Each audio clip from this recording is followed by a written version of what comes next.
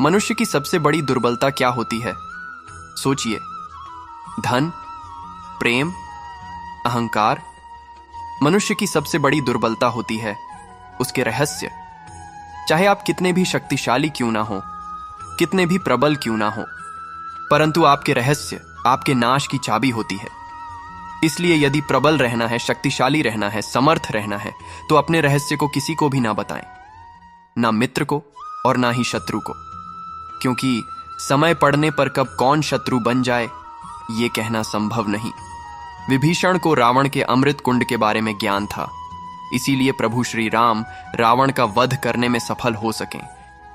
इसलिए उचित यही है कि आप अपने रहस्य को स्वयं तक ही सीमित रखें। आपका हर शब्द अपने आप में इतना शक्तिशाली होता है। यदि आप चाहें तो उन्हीं शब्दों से सृजन कर सकते हैं, और चाहें तो नाश भी। फिर चाहें सर्जन और नाश नए संबंधों का हो या फिर नए युग का। आजकल सर्वत्र सहनशीलता की कमी है।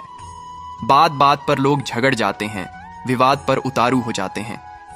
कारण होता है शब्दों का प्रयोग। शब्दों का और वचनों का उचित प्रयोग करना सीखिए। आपकी आधी समस्याएं तो वही समाप्त हो जाएंगी। शब्द हमारी सबसे बड़ी पूंजी है। उनका सोच समझकर भले प्रकार से उपयोग करना ही उचित है। जो शब्द की महिमा और शक्ति को पहचान गया, वो इस सृष्टि के आनंद को भी समझ गया। आप भी समझिए। आप इस तितली को देख रहे हैं, आपने एक मक्खी को भी देखा होगा। प्रकृति ने दोनों को समान गुण दिया है रस पान करने का। एक तितली फूलों पर जाकर उसका रस लेती है और इस अवस्था में नए फूल खिलने की व्यवस्था भी करती है, और मक्खी घाव पर बैठती है, घाव को सड़ाती है और रोग भी फैलाती है। यदि इसमें किसी बात का अंतर है तो केवल सोच का। यदि आप उचित मार्ग चुनते हैं तो आपको सफलता मिलेगी, आप में उत्साह बढ़ेगा, और यदि आप अनुचित मार्ग चुनते हैं तो आपको असफलता मिलेगी, निराशा मिलेगी। अब उचित मार्ग चुनना है या अनुचित मार्ग, यह निर्णय तो आप पर निर्भर करता है। संगति या साथ। मित्र और साथी मनुष्य के व्यक्तित्व के लिए सबसे महत्वपूर्ण होते हैं। अब आप कहेंगे, ये कैसे? मनुष्य अवश्य अपने व्यक्तित्व के लिए उत्तरदायी होता है, परंतु मनुष्य संगति में ना चाहते हुए भी उसका व्यक्तित्व संगत की भांति हो जाता है। इन पात्रों को देख रहे हैं, पहले में जल रखा है, दूसरे में दूध है और तीसरे में मलिन कीचड़ रखा है। यदि मैं इस जल को दूध में मिलाता हूं तो यह जल दूध जैसा बन जाता है, और यदि इसी जल को इस मलिन कीचड़ में मिलाऊं तो क्या होगा? यह जल कीचड़ जैसा बन जाएगा। ऐसी कोई युक्ति नहीं कि जल बिना घुले मिले दूध या कीचड़ में अपना अस्तित्व बनाए रखे या उनसे अलग रहे। और ठीक ऐसा ही मनुष्य के जीवन में भी होता है। यदि एक गुणहीन व्यक्ति गुणवानों की संगत में बैठे तो उसे भी गुणवान समझा जाता है, सम्मान का पात्र समझा जाता है, और यदि एक गुणवान व्यक्ति गुणहीनों के संगत में बैठे हैं तो उसे भी तिरस्कार मिलता है। इसलिए अपने जीवन में सदैव संगति सोच समझकर और सावधानी से चुनिएगा। कभी खेत में किसी किसान को खेती करते देखा है? वो उसे सींचता है, उसे जोतता है, पशु पक्षियों से खेत की फसल की रक्षा करता है, परंतु एक बात का वो सबसे विशेष ध्यान रखता है कि कहीं खेत में खरपतवार ना उग जाए, क्योंकि एक खरपतवार खेत की सारी फसल को नष्ट कर सकती है। ठीक उसी प्रकार यदि वंश की कोई संतान खोटी निकल जाती है तो वो समूचे वंश का सर्वनाश कर देती है।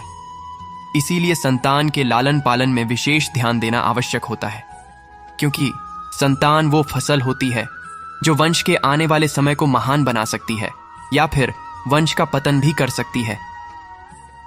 मनुष्य भी बड़ा विचित्र प्राणी है।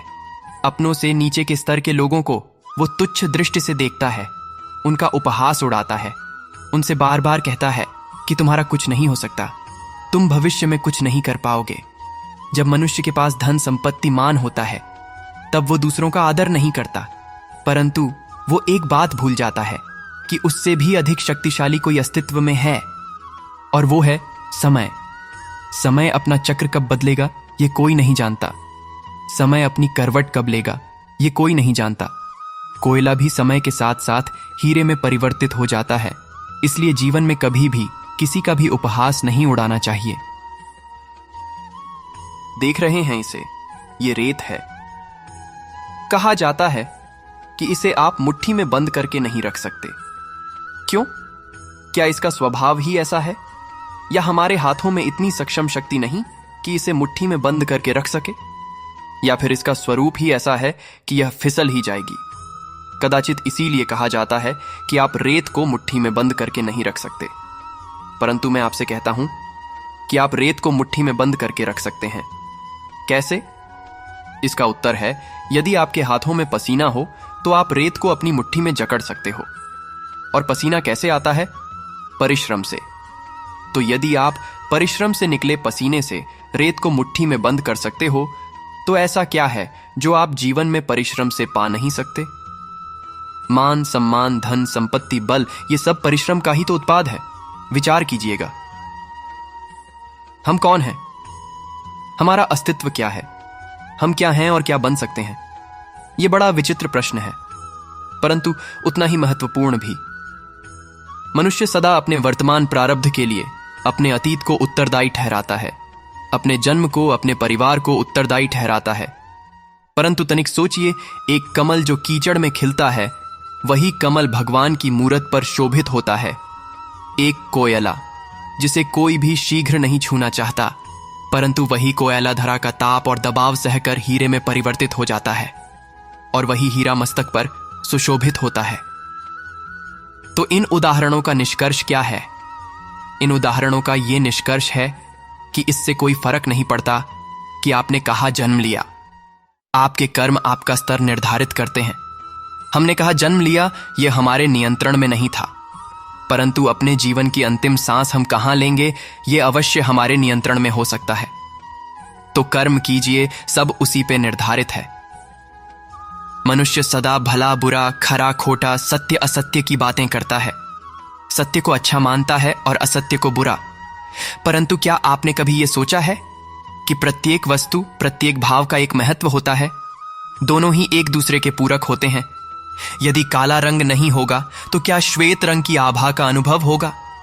यदि असत्य नहीं होगा तो क्या सत्य के महत्व का ज्ञान होगा? यदि बुरा नहीं होगा तो क्या भले पर आपको विश्वास होगा? कुछ महत्वपूर्ण है तो दोनों के मध्य का संतुलन। बुरे से बुरी वस्तु, समय या भाव कोई ना कोई स्वयं में शुभ छुपाए रखती है। कभी काले गरजते मेघों को देखा है? उसके किनारे भी एक स्वर्णिम आभा होती है। उसी प्रकार यदि आपके जीवन में बुरा समय आए तो आपको अपने सच्चे मित्रों की पहचान हो जाती है। तो बुरे समय में निराश ना हो, उसमें भी कुछ शुभ खोजने का प्रयास करें, और धीरे धीरे सब कुछ आपके जीवन में स्वतः शुभ हो जाएगा। श्री कृष्ण के प्रति अपना प्रेम और श्रद्धा व्यक्त करने हेतु और इस वीडियो को अंत तक देख लिया है, इसीलिए कमेंट बॉक्स में जय श्री कृष्ण अवश्य लिखना। भगवान श्री कृष्ण द्वारा दिए गए संदेशों को उनके ही मुख से सुनते रहने के लिए आपका मित्र चैनल को सब्सक्राइब करें। इस वीडियो को लाइक करें और अपने दोस्तों और परिवार के साथ भी शेयर करें। और कोई सुझाव हो तो कमेंट बॉक्स आपके लिए खुला है। जय श्री कृष्ण।